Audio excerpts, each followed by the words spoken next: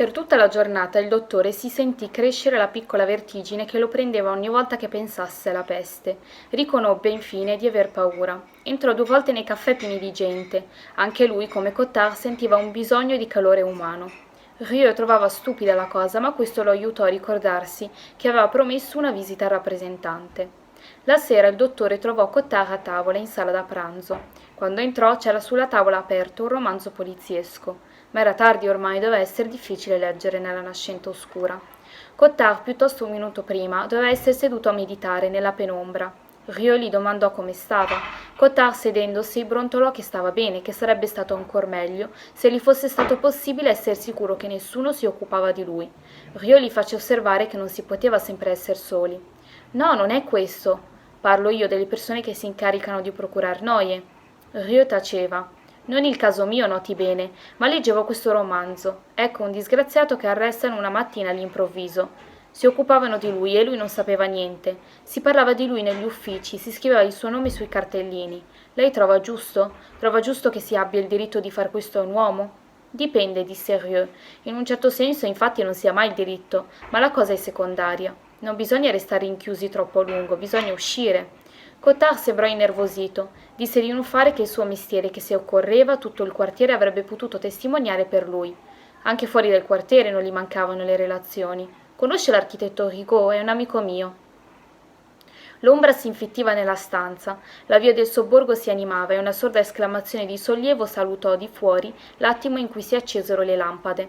Rieu andò al balcone, seguito da Cottard. Da tutti i quartieri all'intorno, come ogni sera nella nostra città, un leggero vento portava mormorii, odori di carne arrostita, il ronzio allegro e saporoso della libertà che gonfiava a poco la strada, invasa da una rumorosa gioventù. La notte, i forti urli dei bastimenti invisibili, il rumore che saliva dal mare e dalla folla in movimento, quell'ora che Rieu conosceva bene e che una volta gli era cara, gli sembrava oggi oppressiva a causa di tutto quello che sapeva. «Possiamo accendere», disse a Cottard. Tornata che fu la luce, l'omino lo guardò ammiccando con gli occhi. «Mi dica, dottore, se cadessi malato mi prenderebbe al suo servizio all'ospedale?» «Perché no?» Cottard domandò allora se fosse avvenuto che si arrestasse qualcuno in una clinica o in un ospedale. Rieu rispose che il caso s'era dato, ma che tutto dipendeva dalle condizioni del malato. «Io», disse Cottard, «mi fido di lei». Poi domandò al dottore se voleva portarlo in città con la sua automobile. Al centro della città le vie erano ormai meno popolate e le luci più rade. Dei ragazzi giocavano ancora davanti alle porte. A domanda di Cottard, il dottore fermò l'automobile davanti a un gruppo di ragazzi che giocavano, gridando a campana. Ma uno di loro, coi capelli neri lisciati, la riga perfetta e la faccia sporca, fissava Rieu coi suoi occhi chiari e minacciosi. Il dottore distolse lo sguardo. Cottard, dritto sul marciapiedi, gli stringeva la mano. Il rappresentante parlava con voce rauca e stenta. 2 o 3 volte si guardò indietro. «La gente parla d'epidemia, è vero, dottore?» «La gente parla sempre, è naturale», disse Rieu. «Lei ha ragione. E poi, quando avremo una decina di morti, sarà il finimondo. Questo non ci vorrebbe per noi». Il motore ormai ronfava. Rieu teneva la mano sul cambio di velocità, ma di nuovo guardava il ragazzo che non aveva cessato di scrutarlo con la sua aria grave e tranquilla. E all'improvviso, senza transizione, il ragazzo gli sorrise con tutti i suoi denti. «Che cosa ci vorrebbe per noi?» domandò il dottore sorridendo al ragazzo. Cottard afferrò subito lo sportello e prima di fuggire gridò con una voce piena di lacrime e di furore. «Un terremoto, ma davvero!» Non ci fu terremoto e la giornata seguente passò soltanto per Rieu in lunghe corse ai 4 angoli della città, in colloqui con le famiglie dei malati e in discussioni con i malati stessi. Mai Rieu aveva trovato sì greve il suo mestiere. Sino ad allora i malati gli facilitavano il compito, si davano a lui. Per la prima volta il dottore li sentiva reticenti, rifugiati nel fondo della loro malattia con una sorta di sospettoso stupore. Era una lotta a cui non era ancora abituato, e verso le 10 di sera, fermata l'automobile davanti alla casa del vecchio asmatico, che visitava per ultimo, Rieu faticava a strapparsi dal sedile. Indugiava a guardare la via oscura e le stelle che comparivano e scomparivano nel cielo nero. Il vecchio asmatico era seduto sul letto, sembrava che respirasse meglio e contava i ceci facendoli passare da una pentola all'altra. Accolse il dottore con faccia rallegrata. «Allora, dottore, è colera?» Da dove l'ho saputo? Dal giornale, e anche la radio lo ha detto. No, non è colera.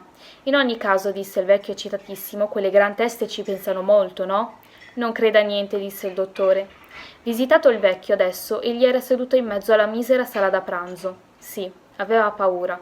Sapeva che nel sobborgo una decina di malati lo avrebbero aspettato domattina, curvi sui loro bubboni. Soltanto in 2 o 3 casi l'incisione dei bubboni aveva portato a un miglioramento, ma per la maggior parte voleva dire l'ospedale. E lui sapeva cosa fosse l'ospedale per i poveri.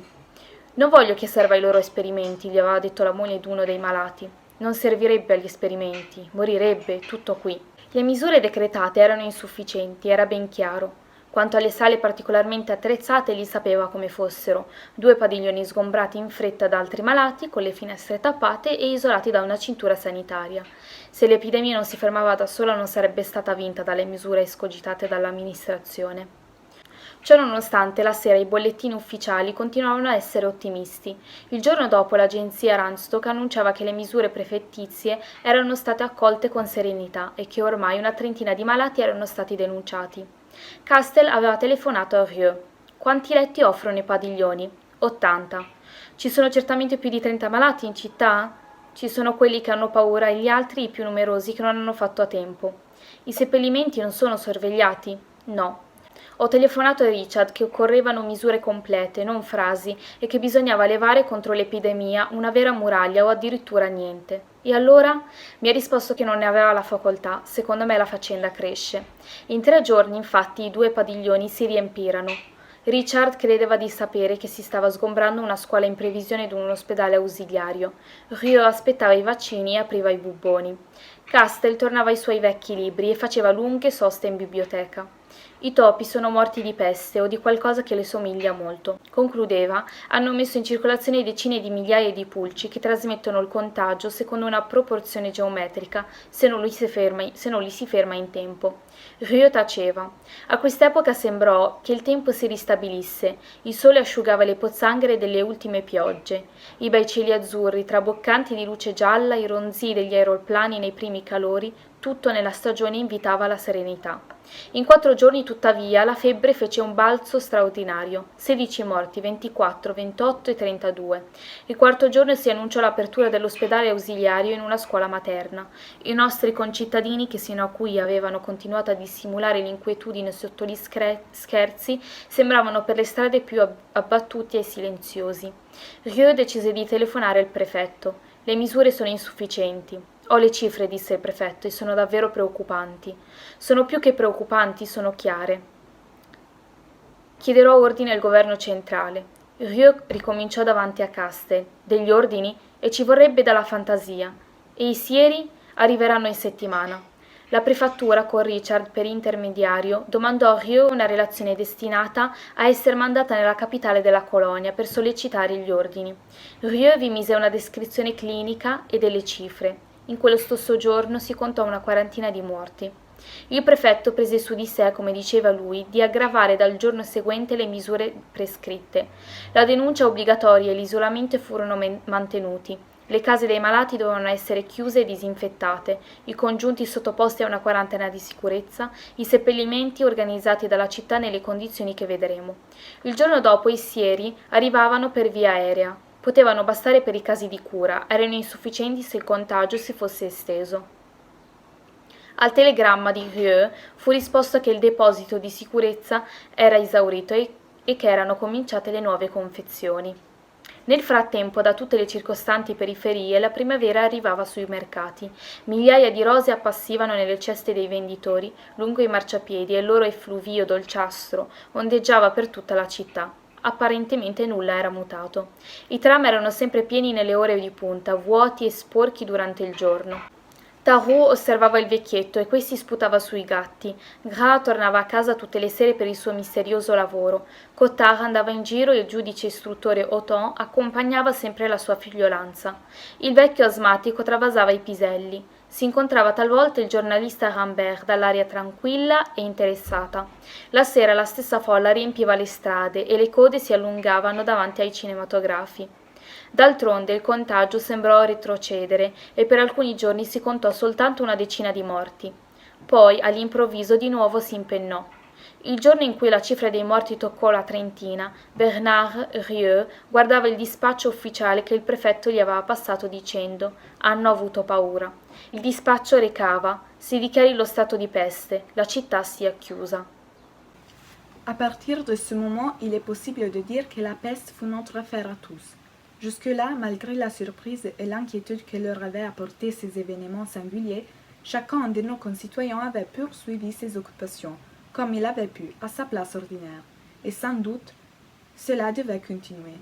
Mais une fois les portes fermées, ils s'aperçurent qu'ils étaient tous, et le narrateur lui-même pris dans le même sac et qu'il fallait s'en arranger. C'est ainsi par exemple qu'un sentiment aussi individuel que celui de la séparation d'avec un être aimé devint soudain, dès les premières semaines, celui de tout un couple, de tout un peuple, et avec la peur, la souffrance principale de ce long temps d'exil.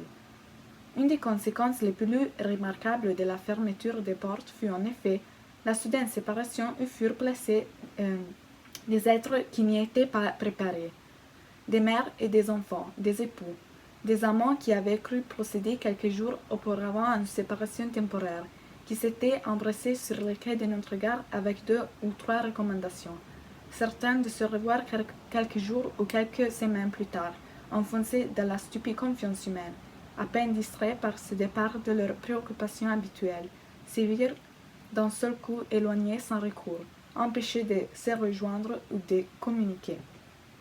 Car la fermeture s'était faite quelques heures avant que l'arrêt préfectoral fût publié, et naturellement, il était impossible de prendre en considération les cas particuliers. On peut dire que cette invasion brutale de la maladie eut pour premier effet d'obliger nos concitoyens à agir comme s'ils n'avaient pas de sentiments individuels. Dans les premières heures de la journée où l'arrêté entra en vigueur, la préfecture fut assaillie par une foule de demandeurs qui, au téléphone ou auprès des fonctionnaires, exposaient des situations également intéressantes et en même temps également impossibles à examiner. À la vérité, il fallut plusieurs jours pour que nous nous rendissions compte que nous nous trouvions dans une situation sans compromis et que les mots transigés, faveur, exception n'avaient plus de sens. Même la légère satisfaction d'écrire nous fut refusée. D'une part, en effet, la ville n'était plus reliée au reste du pays par les moyens de communication habituels, et d'autre part, un nouvel arrêté interdit l'échange de toute correspondance, pour éviter que les lettres puissent devenir les véhicules de l'infection. Au début, quelques privilégiés purent s'aboucher aux portes de la ville avec des sentinelles de postes de garde, qui consentirent à faire passer des messages à l'extérieur. Encore étaient-ce dans les premiers jours de l'épidémie, à un moment où les gardes trouvaient naturel de céder à des mouvements de compassion. Mais au bout de quelque temps, lorsque les mêmes gardes furent bien persuadés de la gravité de la situation, ils se refusèrent à prendre des responsabilités dont ils ne pouvaient prévoir l'attendu. Les communications téléphoniques interurbaines autorisées au début provoquèrent de tels encombrements aux cabines publiques et sur les lignes qu'elles furent totalement suspendues pendant quelques jours, puis sévèrement limitées à ce qu'on appelait les cas urgents, comme la mort, la naissance et le mariage. Les télégrammes restèrent alors notre seule ressource.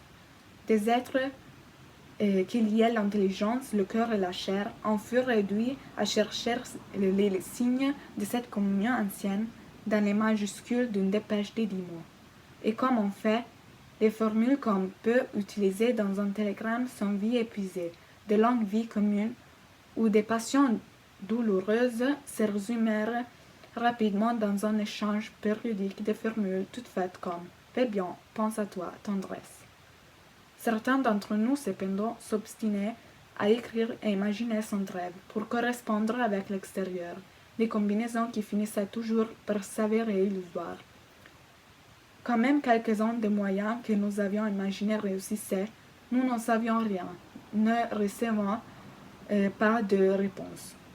Pendant des semaines, nous fûmes réduits alors à recommencer sans cesse la même lettre, à recopier les mêmes appels, si bien qu'au début d'un certain temps, les mots qui d'abord étaient sortis tout saignants de notre cœur se vidaient de leur sang.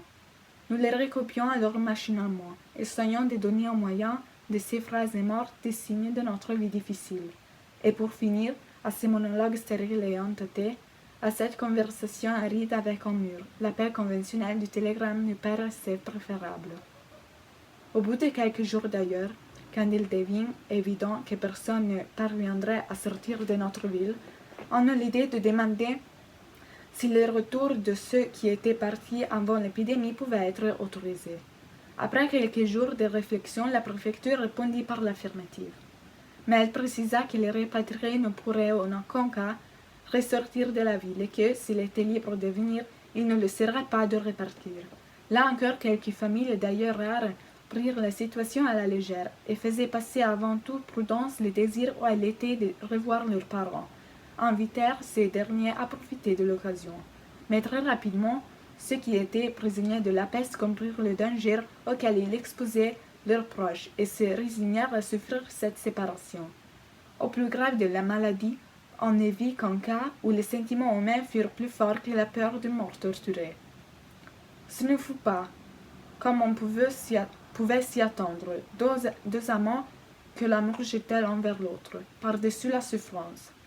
Il s'agissait seulement du vieux docteur Castel et de sa femme, mariés depuis de nombreuses années. Madame Castel, quelques jours avant l'épidémie, s'était rendue dans une ville voisine.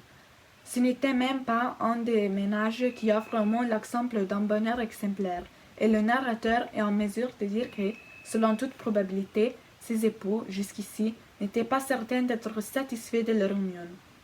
Mais cette séparation brutale et prolongée les avait mis à même de s'assurer qu'ils ne pouvaient vivre éloignés l'un de l'autre, et qu'auprès de cette vérité soudaine mise au jour, la peste était peu de choses. Il s'agissait d'une exception. Dans la majorité des cas, la séparation, c'était évident, ne devait cesser qu'avec l'épidémie. Et pour nous tous, les sentiments qui faisaient notre vie et que pourtant nous croyons bien connaître, les Oranais, on l'a déjà dit, ont des passions simples, prenaient un visage nouveau. Des mariés, des amants qui avaient la plus grande confiance dans leur campagne se découvraient jaloux. Des hommes qui se croyaient légers en amour retrouvaient une constance. Des fils qui avaient vécu près de leur mère en le regardant à peine, mettaient toute leur inquiétude et leur regret dans un pli de son visage qui hantait leurs souvenirs. Cette séparation brutale, sans bavure, sans avenir prévisible, nous laissait décontenancés, incapables de réagir contre le souvenir de cette présence, encore si proche et déjà si lointaine, qui occupait maintenant nos journées. Enfin, nous souffrions deux fois, de notre souffrance d'abord et de celle ensuite que nous imaginions aux absents, fils, épousés, épouses ou amantes. En d'autres circonstances, d'ailleurs, nos concitoyens auraient trouvé une issue dans une vie plus extérieure et plus active. Mais en même temps, la peste les laissait oisifs, réduits à tourner en rond dans leur ville morne et livrée, jour après jour, au jeu décevant du souvenir. Car, dans leur promenade sans but, ils étaient amenés à passer toujours par les mêmes chemins, et la plupart du temps dans une si petite ville. Ces chemins étaient précisément ceux qu'à une autre époque il avait parcourus avec l'absent. Ainsi, la première chose que la peste apporta à nos concitoyens fut l'exil, et le narrateur est persuadé qu'il peut écrire ici, au nom de tous, ce que lui-même a éprouvé alors, puisqu'il a éprouvé en même temps que beaucoup de nos concitoyens. Oui, c'est bien le sentiment de l'exil, que ce creux que nous portions constamment en nous, cette émotion précise, le désir déraisonnable de revenir en arrière ou au contraire de presser la marche du temps, ces flèches brûlantes de la mémoire. Si quelquefois nous nous laissions aller à l'imagination et nous plaisions à attendre le coup de sonnette du retour ou un pas familier dans l'escalier, si à ce moment-là nous consentions à oublier que les trains étaient immobilisés, si nous nous arrangions alors pour rester chez nous à l'heure où, normalement, un voyageur amené par l'express du soir pouvait être rendu dans notre quartier, bien entendu, ce jeu ne pouvait durer. Il venait toujours un moment où nous nous apercevions clairement que le train n'arrivait pas. Nous savions alors que notre séparation était destinée à durer, et que nous devions essayer de nous arranger avec le temps. Dès lors, Nous réintégrions en somme notre condition de prisonniers. Nous étions réduits à notre passé, et si même quelques-uns d'entre nous avaient la tentation de vivre dans l'avenir, ils y renonçaient rapidement, autant de mois qu'il leur était possible, en éprouvant les blessures que finalement l'imagination inflige a ceux qui lui font confiance. In particolare, tutti i nostri concittadini si privarono assai presto, anche in pubblico, dell'abitudine che avevano potuto prendere di calcolare la durata della loro separazione, perché gli e che se i più pessimisti l'avevano stabilita, ad esempio, di 6 mesi, quando avevano esaurito in anticipo tutta l'amarezza dei mesi futuri, sollevato il loro coraggio a livello di tale prova, teso le loro ultime forze per rimanere senza indebolirsi all'altezza d'un patimento prolungato per tanti giorni, allora, talvolta, un amico incontrato, un articolo del giornale, un sospetto fuggevole o una brusca chiaroveggenza gli dava l'idea che, dopo tutto, non c'era ragione che la malattia non durasse più di 6 mesi, e forse un anno o ancora di più. In quel momento l'inabissarsi del loro coraggio, della loro volontà e della loro pazienza era sì brusco che gli sembrava di non poter mai più risalire la china. Di conseguenza si costringevano a non pensare mai al giorno della loro liberazione, a non rivolgersi più verso il futuro e a tener sempre, diremmo, gli occhi bassi. Ma naturalmente una tale prudenza, un tal modo di barare col dolore, di rinchiudere le sentinelle per rifiutar battaglia, erano mal ricompensati. Nello stesso tempo che evitavano quell'inabissarsi di cui a nessun costo volevano saperne, si privavano poi di quei minuti, nel complesso frequenti, in cui potevano dimenticare la peste nelle immagini del futuro ricongiungimento. E di qui, incagliati a mezza via tra gli abissi e le cime, ondeggiavano più che non vivessero, abbandonati a giorni senza direzione e a sterili ricordi, ombre erranti che non avrebbero potuto prender forza che accettando di radicarsi nella terra del loro dolore. Provavano quindi la profonda sofferenza di tutti i prigionieri e di tutti gli esiliati, che a vivere con una memoria che non serve a nulla. Quello stesso passato, in cui riflettevano senza tregua, non aveva che un sapore di rammarico. Avrebbero voluto, infatti, potervi aggiungere tutto quello che deploravano di non aver fatto quando potevano ancora farlo con colui o colei che aspettavano. Nello stesso modo, a tutte le circostanze, anche relativamente felici, della loro vita di prigionieri, essi univano l'assente e quello che c'erano allora non li poteva soddisfare. Impazienti del proprio presente, nemici del proprio passato e privi di futuro, somigliavano a coloro che la giustizia o l'odio degli uomini fa vivere dietro le sbarre.